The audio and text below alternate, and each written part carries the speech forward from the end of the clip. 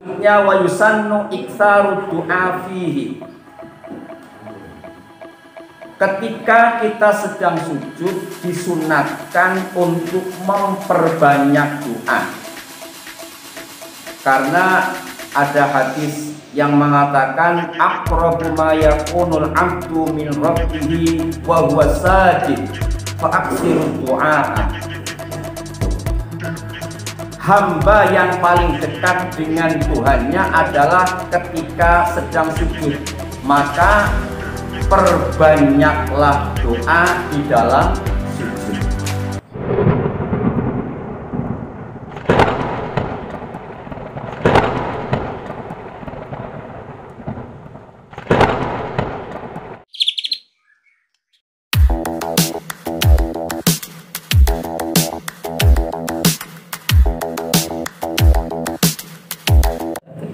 Assalamualaikum warahmatullahi wabarakatuh. Waalaikumsalam warahmatullahi wabarakatuh. Para pemirsa, berjumpa lagi dengan Forum Komunikasi Penyuluh Agama Islam Kantor Urusan Agama Kecamatan Sidarja, Kementerian Agama Kabupaten Cilacap. Dalam acara kajian Kitab Fathul Mu'in bersama penyuluh KUA Kecamatan Sidarja, kita langsung temui beliau, Bapak Kiai Ahmad Awaluddin Latif, salah satu penyuluh yang ada di KUA Kecamatan Sidarja. Assalamualaikum warahmatullahi wabarakatuh, Pak Kiai. Waalaikumsalam warahmatullahi wabarakatuh. Sehat Pak Kiai ya? Alhamdulillah. Bisa bertemu lagi dalam acara kajian Kitab Fathul Mu'in. Kita akan melanjutkan kajian yang kemarin, yaitu tentang sujud ya. Kalau sujud kemarin kita cara sujud yang benar, pada kesempatan hari ini kita akan melanjutkan yang mana Pak Kiai? Kita akan melanjutkan tentang bagaimana sunat-sunat sujud yang harus diperhatikan dengan tujuan agar amal ibadah kita, terutama ibadah sholat, semakin baik dan semakin baik. Oke, para pemirsa semuanya, kita langsung saja mengikuti kajian beliau. Jangan lupa ikuti acara ini sampai selesai supaya amal ibadah kita semakin hari semakin baik. Mari kita ikuti bersama-sama. Assalamualaikum warahmatullahi wabarakatuh.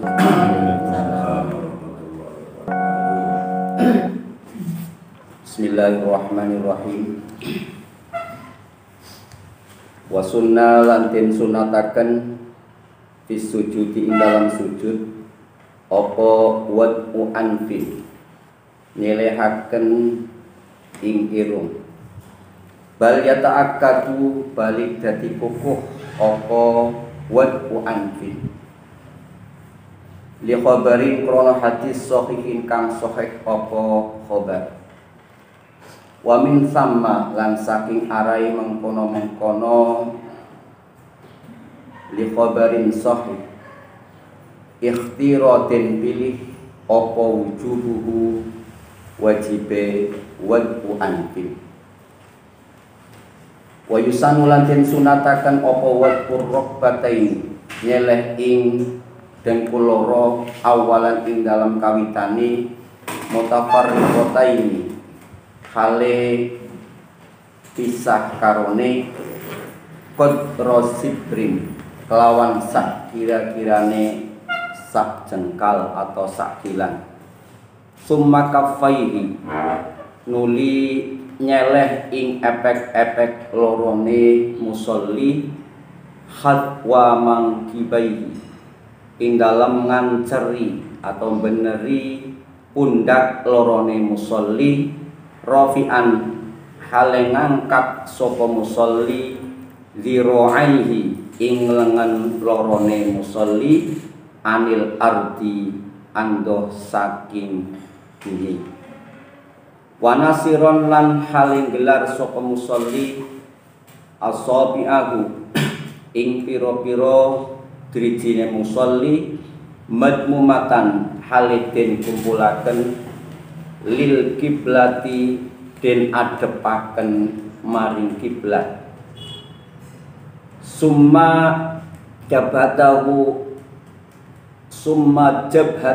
nuli nyeleh ing batuke musolli wa anfahu lan ironge musolli ma'an hale bareng wa tafriku qadamaihi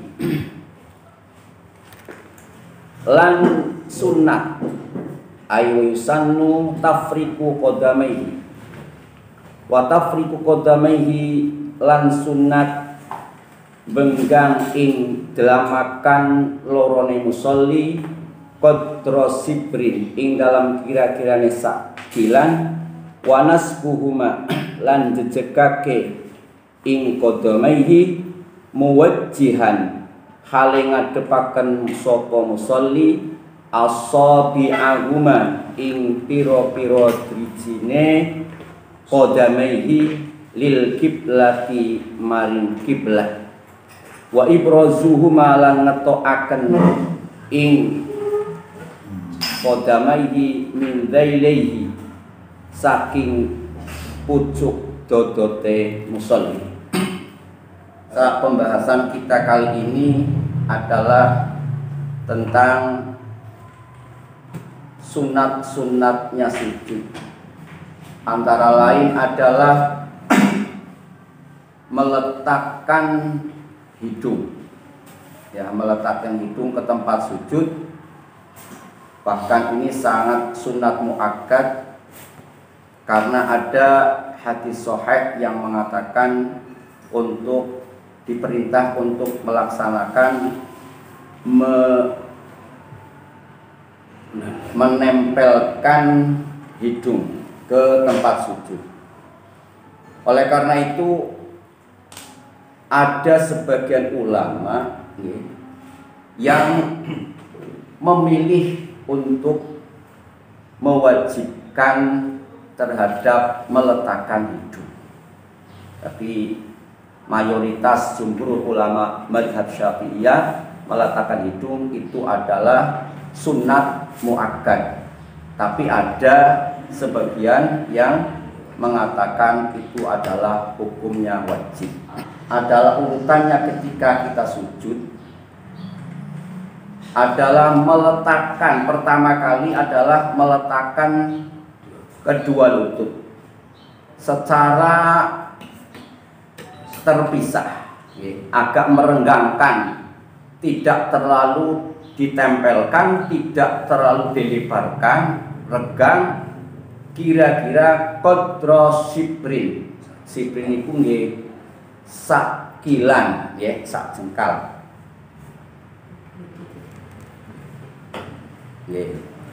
Kemudian meletakkan kedua telapak tangan, posisinya itu hadfa mangkibaihi, sejajar dengan pundak, sejajar pundak, sembari mengangkat lengannya dari tempat sujud. Jadi jangan ditempelkan. Nah, ini berlaku untuk laki-laki. Kalau perempuan itu tidak tapi dikumpulkan, dikumpulkan kalau untuk perempuan. Kalau laki-laki direnggangkan, kalau perempuan ditempelkan, nyagak, nah ini tidak dikumpulkan, tidak. Kalau laki-laki itu direnggangkan, kemudian terus ininya lengannya diangkat, terus letaknya telapak tangan itu adalah sejajar dengan bahu, baik secara ke depannya maupun ke lebarnya. Jadi jangan terlalu ndelosor. Ada yang sujudnya mungkin mereka ya kalau sekelompok orang itu ya, sekelompok orang ada memahami bahwa sunat untuk tatwilu ruku atau itolatul sujud, memanjangkan sujud. Padahal yang dimaksud adalah sujud yang lama, bukan delosor panjang banget. Nah, bukan mendelosor. nggih, delosor sana. Nggih, bukan berarti kadang-kadang yang napa panjangkan badan itu kayak nggih. Atau jangan terlalu lebar. Terlalu lebar berarti terlalu ke samping berarti mengganggu jamaah yang lain. Kalau sedang berjamaah. Jadi nanti batuk. Nggih. Kemudian posisi jari itu ya nopo tidak terlalu dijembrengkan, tidak terlalu rapat, ya biasa saja lah, nggih. Tidak ya, terus kemudian menghadap ujungnya jari menghadap kiblat. Tidak apa mereng ya, tidak mereng tapi menghadap kiblat. Setelah urutannya tadi meletakkan kedua lutut, kedua epek-epek, terus menempelkan kedua telapak tangan, kemudian jidat dan hidung secara bersamaan. Jadi hidung dan jidat patuk niku secara bersamaan, tidak patuk dulu kemudian hidung, tapi yang terbaik adalah meletakkan summa jabhatahu wa anfahu ma'an secara bersamaan. Dipraktekkan ya sulit di sini ya, sudah dipahami lah ya. Ya. Kemudian watafriku qadamaihi, juga keadaan kedua telapak kaki itu juga tidak terlalu lebar, juga tidak terlalu rempet. Ya kira-kira 1 shibrin niku 1 kira. Dan sunat lagi untuk menampakkan jari-jari kaki. Jari-jari kaki itu ditampakkan ditampakkan, maksudnya tidak, kalau misalkan pakai sarung tidak terbungkus oleh sarung. Ini ya tentunya maklum bagi laki-laki. Kalau perempuan ya maklum itu jelas harus ditutupi. Kalau kelihatan ya jelas membatalkan sholat. Jadi kalau laki-laki itu sunatnya jari-jari kaki itu dan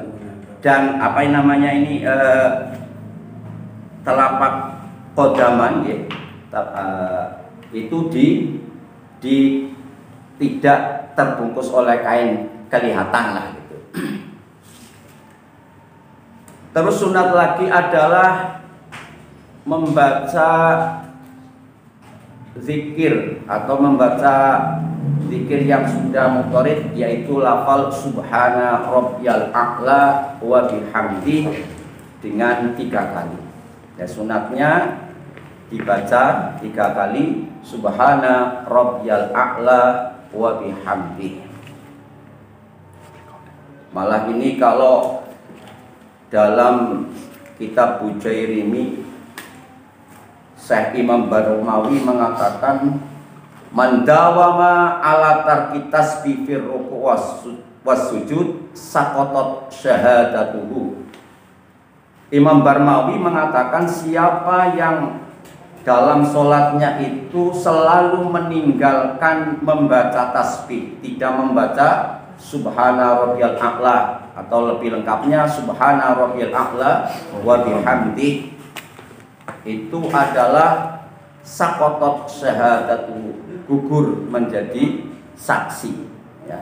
Jadi menurut Imam Barumawi, malah lebih terang lagi Imam Ahmad, madhabnya Imam Hambali, madhab Hambali itu mengatakan man tarakahu amidan batalat sholatuhu. menurut Imam Ahmad, mazhabnya Imam Hambali, siapa yang sholatnya itu sengaja tidak membaca tasbih, maka batal sholatnya. Nah, kalau mazhab Syafi'i ya tidak batal, artinya ini adalah merupakan sunat hayat. Setelah kita membaca subhana rabbiyal a'la wa bihamdi, itu disunatkan bagi orang yang sholat sendirian dan imamnya jamaah yang mahsur, artinya jamaah yang terbatasi ya. Tidak terlalu banyak jamaah harian ya. Jamaah mahsur artinya bisa terbatas, yang bisa diketahui jamaah harian orangnya itu saja. Itu disunatkan membaca doa setelah subhana rabbiyal a'la wa bihamdi, Allahumma laka sajadtu wa bika amantu wa laka aslamtu, sajada wajhiya lilladzi khalaqahu wa sawwarahu wa syaqqa sam'ahu wa basarahu bihaulihi wa quwwatihi, tabarakallahu ahsanul khaliqin. Hafal nggih? Ulangi lagi. Setelah kita membaca subhana rabbiyal a'la wa bihamdi, tentunya kita membaca zikir adalah kita tadabbur dengan apa yang kita baca supaya kita sholat kita bisa ketingkatan khusyuk di alon-alon. Artinya kita apa yang kita baca kita tadabbur dalam hati, mulut kita mengatakan subhana rabbiyal a'la, subhana rabbi maha suci aku ingsun ing pangeran ingsun al a'la kang maha luhur, wa bihamdihi al-ba'u lil adla li adnal mulabasah, al-ba'u li adnal mulabasah, hale menganggoni muji ing rabbi. Jadi al-ba'u li adnal mulabasah, jadi maha suci Tuhanku yang maha tinggi sembari memuji Allah, sembari memuji Rabb. Disunatkan lagi membaca, saya ulangi doanya biar hafal. Allahumma laka sajadtu wa bika amantu wa laka aslamtu, sajada wajhiya lilladzi khalaqahu wa sawwarahu wa syaqqa sam'ahu wa basarahu bihaulihi wa quwwatihi, tabarakallahu ahsanul khaliqin. Selanjutnya wa yusannu iktsaru du'a fihi. Ketika kita sedang sujud disunatkan untuk memperbanyak doa.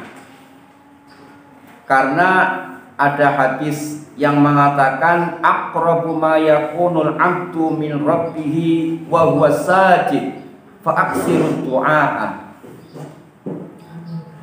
Hamba yang paling dekat dengan Tuhannya adalah ketika sedang sujud, maka perbanyaklah doa di dalam sujud.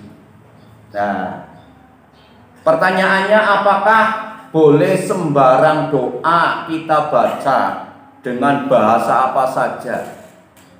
Nah, tidak. Jadi kalau memang kita disunatkan untuk membaca memperbanyak doa di dalam sujud, tetapi dengan doa-doa yang sudah maktur atau sudah wurud, sudah masyhur, sudah terlaku. Seperti ini di sini di Fathul Mu'in dicontohkan sujud doa yang maktur. Ketika sujud diucapkan doa Allahumma inni a'udzu biridhaka min sakhatika wa bi mu'afatika min uqubatik wa a'udzu bika minka la uhsi thana'an 'alaika anta kama atnaita 'ala nafsik.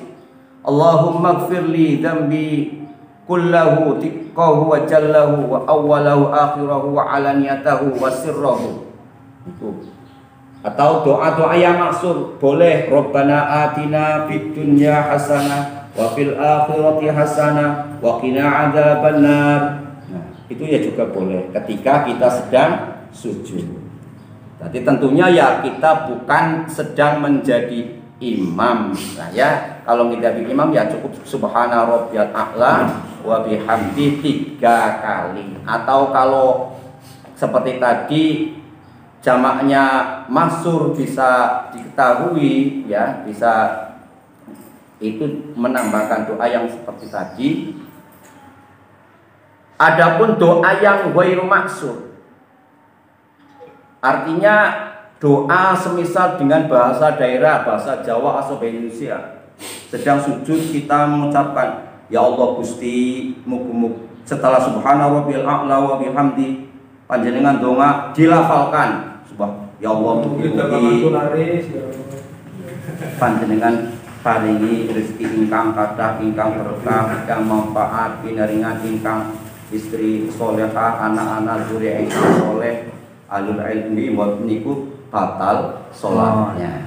Tidak boleh. Umpamanya dengan bahasa daerah ya di dalam hati, kan tidak diucapkan ya.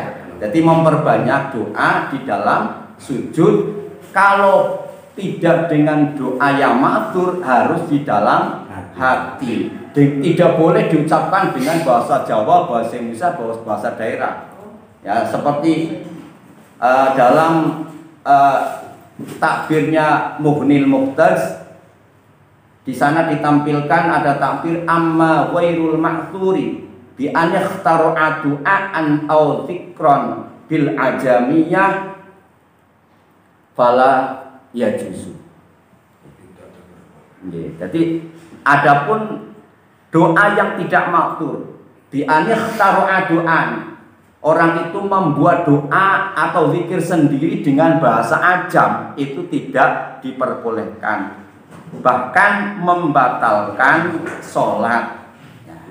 Jadi tadi membatalkan sholat. Umpamanya doa dengan bahasa Indonesia atau bahasa Jawa harus tidak diucapkan. Ya, kalau tidak diucapkan di dalam hati ya tidak membatalkan. Kalau doa yang maktur, Rabbana hablana min azwajina wa dzurriyyatina qurrata a'yun, itu doa maksur dan seterusnya, itu kan boleh ketika, bahkan disunatkan untuk membaca memperbanyak doa ketika sujud. Yang terakhir adalah tatwilur sujud. Artinya sujudnya yang lama, ya, bukan seperti saya yang utarakan tadi, bukan memanjangkan sujud itu delosor ya, bukan delosor, tangannya sampai ke kepala seperti ya itulah saya kayak delosor banget. Itu jadi yang dimaksud takwilus sujud adalah sujud yang lama. Ya sekali lagi, kalau dia sholatnya sendiri, bukan menjadi imam. Kalau sekian kajian pada sore hari ini atau siang hari ini, semoga bermanfaat. Assalamualaikum warahmatullahi wabarakatuh. Waalaikumsalam.